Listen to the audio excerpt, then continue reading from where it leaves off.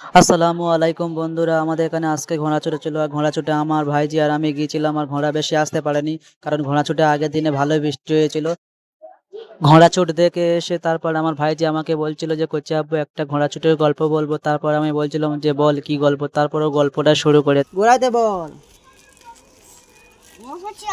হ্যাঁ, ছোট্ট বাচ্চা ছুটতে ছুটতে আর ছুটতে পারে না সে, আর ছুটতে ছুটতে আর পড়ে গেছে। ওর আব্বু মেরেছে, আর ওর আব্বুরও মেরেছে।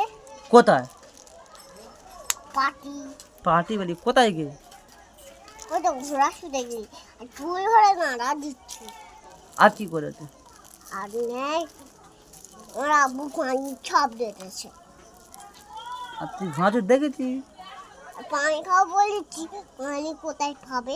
এবার একটা বড় ছেলের কাছে একটা ব্যাগ ছিল, স্কুল ব্যাগ। হ্যাঁ, সেই ব্যাগে একটা পানি ছিল, সেইটা আমার দেখছি।